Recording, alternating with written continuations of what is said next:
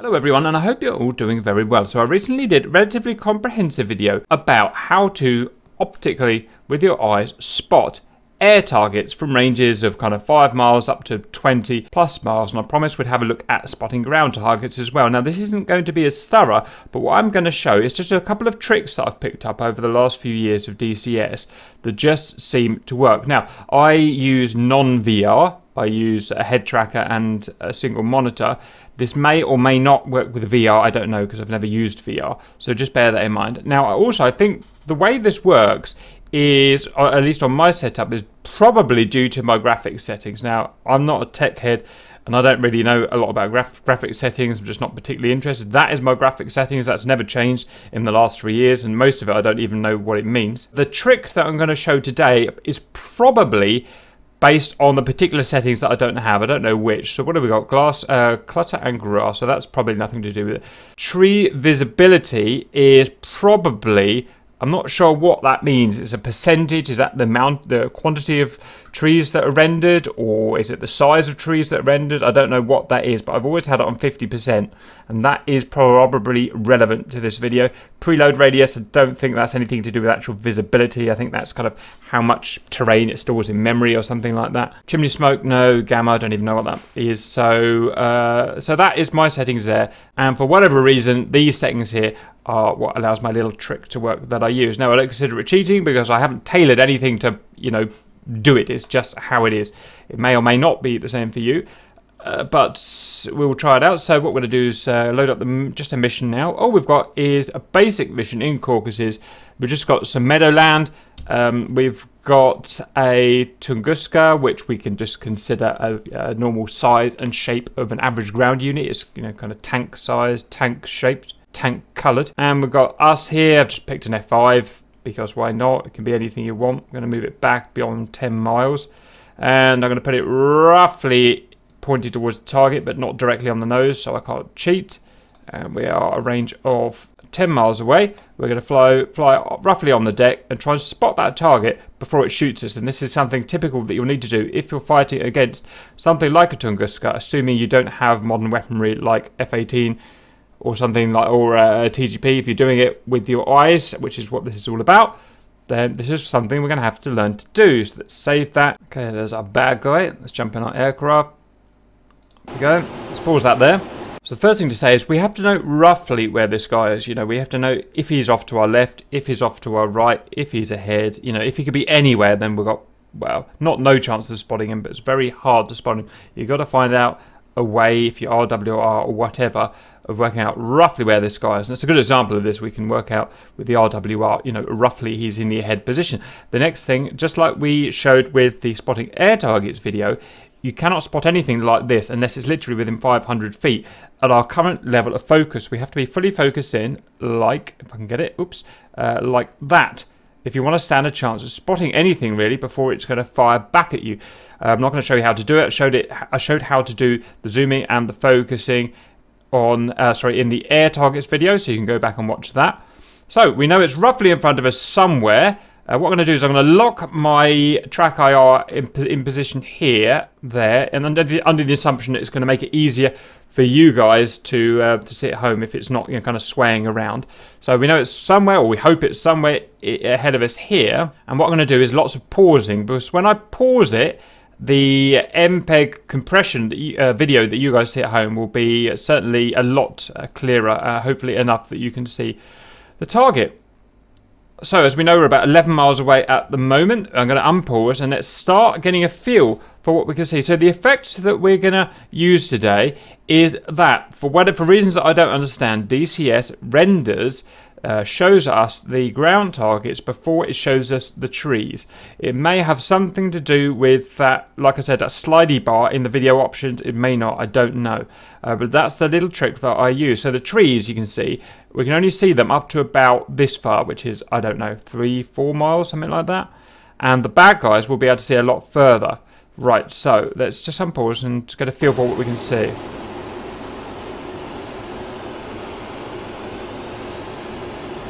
You can see how the trees work. They start as like a single pixel. If you can see my cursor just above there, it just starts as a tiny dot, and that will grow into a tree. For whatever reason, that's just the way the game engine works in DCS.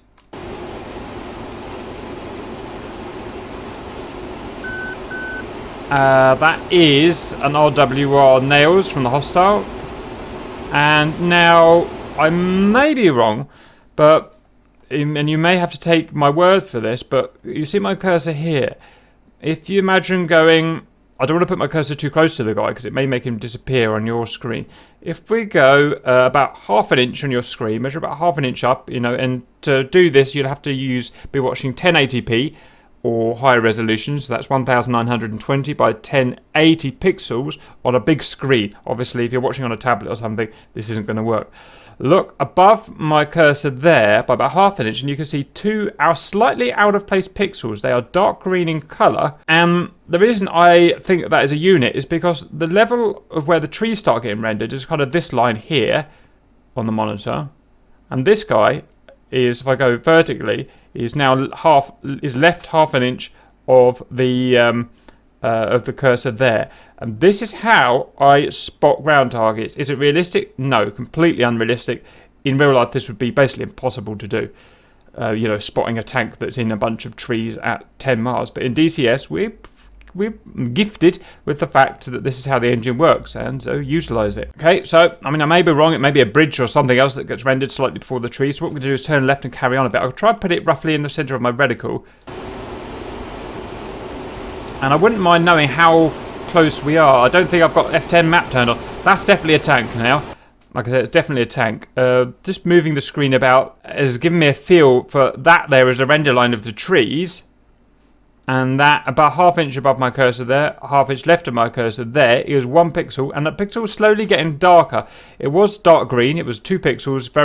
It was very light green. This is how DCS works for target, not identification, but target spotting is... the lighter the pixel, the further it is away, and the darker the pixel, the closer it is. So you can see on the left of the cursor now is a very dark, almost black, very dark green, almost black pixel. I hope you can see that. It's the best I can do to show you, I'm afraid. Let's carry on. Again, I'll be interested in knowing what the range is now. I might not be able to see him, but I might be able to remember where I put him. So I go there. Where did I put him? There, I put him right there, look. So we can now see the guy, in my eyes, pretty clearly at 7.2 miles. And I spotted him, I think, at about 9 to 10 miles. So that's how we can spot these targets. And if you're wondering in the videos how I spot these targets and you can't see them, that's how you do it. He's now actually 2 pixels. He goes from 1 black pixel, almost black pixel, to 2 medium dark green pixels. And then slowly that will become 2 black pixels. And that's how it works. So we've got a nice, smooth, dynamic change, predictable change of how this target is going to be viewable. So we'll unpause and we'll go a bit further. What we'll start to see is this tree line of rendering trees is going to start merging with the tank in a minute. So it's going to be a bit harder. So it's key now to padlock to that target, that dot there that I'm trying to describe to you, so that you don't take your eyes off it. Because when the trees start rendering, it's going to be... impossible to tell him from the trees, or very hard. So when I say padlock, it means look at him and don't take your eyes off him. Use your peripheral human vision for anything else you need in the cockpit or whatever. That's a key skill. Maybe I should do a video about that because a lot of people don't understand that. Oops. So I hope you can see him now, if you couldn't before. He's now about 4 pixels and he's now got a tree that's just sprouted in front of him. So, we'll go half an inch above the cursor. That is a tree that's just sprouted in front of him. It looks identical to him. That's him half an inch above the cursor now. He is now 5 pixels of medium green. And so he now looks identical to a sprouting tree. So, it's these guys here, these trees here, if you can see them, now look identical to him. So that's why it was so important to keep him padlocked. In fact, I should think about arming some weapons at some point. But okay, I've got him padlocked. More trees are sprouting all around him. It's now completely impossible to tell him from the trees. In fact, he's a slightly darker green, his pixels are, than the trees. So, being picky, you can actually spot him. But it doesn't matter because I had him padlocked all the time anyway.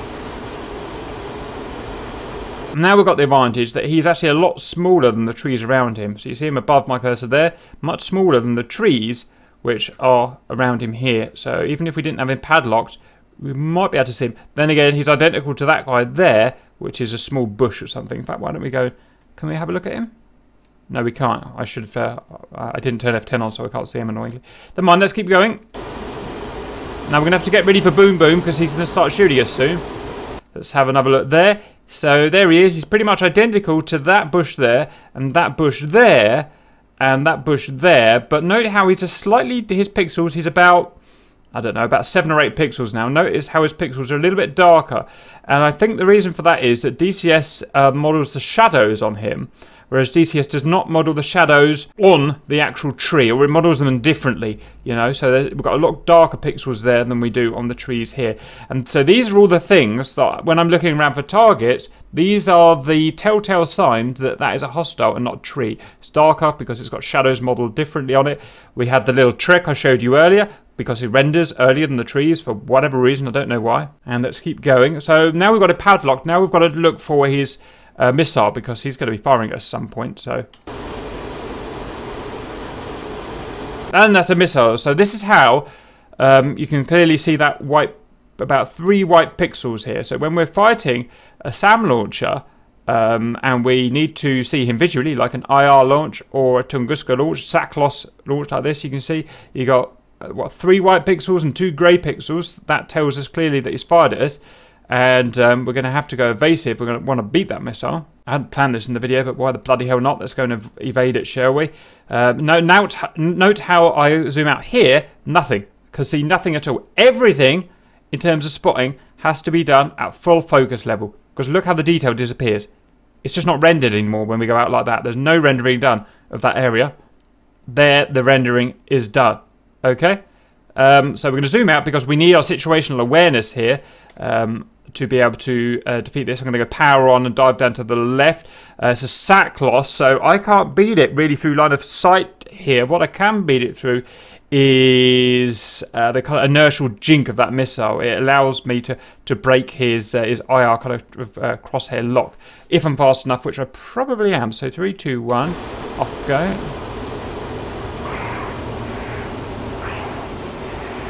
Fingers crossed. Okay, that's him done. Now let's see if I can reacquire him and stop. Oh god, I think, like I said, none of this was actually planned in the video, but I think I've lost him. Now, wasn't he near a bunch of something or other? Well, I forgot where he was and what bearing he was. How annoying. And I've lost him off the nails as well, which is kind of annoying. So what I'm going to do now to try and reacquire him, and this may or may not work, probably not, is I'm going to have to cheat because I literally can't remember where he is. He was down there, so he is off R. 2003. So where's the compass in this? There it is. So probably going to get shy, but bollocks, let's try it anyway.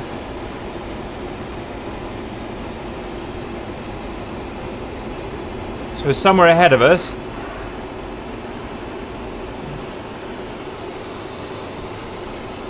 Speed's too slow. Oh, I love this plane. Let's have a pop up and have a look. Let's have a little loopsy-woopsy. So we are going 210. So he should be ahead of us somewhere. So I'm going to zoom in. Where are you, little blinder? Yes, I'm aware that I'm fully cheating here, but we are trying to prove a point. I'm looking for anything out of place, anything where the shadows don't fit. Come on. You guys find him for me. Tell me where he is. Everything fits, everything fits, everything fits. Everything fits, everything fits. That's there. No. Out of place shadow. Out of turn something. Where are you, brat? Oh, capsize are no good anymore.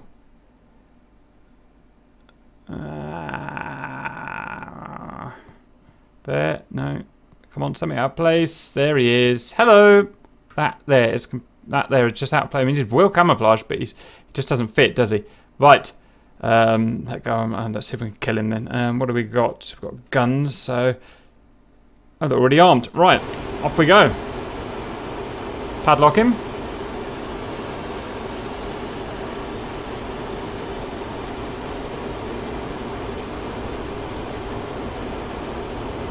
He's in that shadow, makes him almost invisible, doesn't it?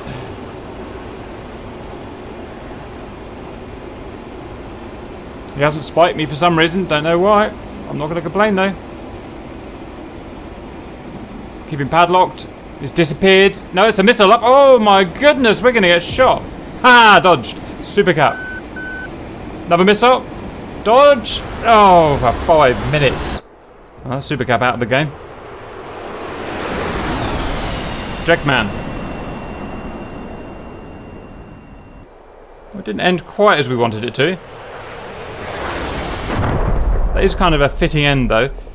So, look, he's hiding in the shadow all that time. The main thing I wanted to show there was our ability to spot him before the kind of trees were rendering. That's where we needed to find him and then keep him padlocked. And the mistake I made was losing him at that point when I was trying to dodge the missiles. But the ability to spot him beforehand means that I can either go in and attack him as a C-Threat, or, more importantly, I know he's there and I can go and avoid him. So that's it. Those are the only tricks I've got to pass on. Please go and use that against some ground targets. I hope that helps, and see you later.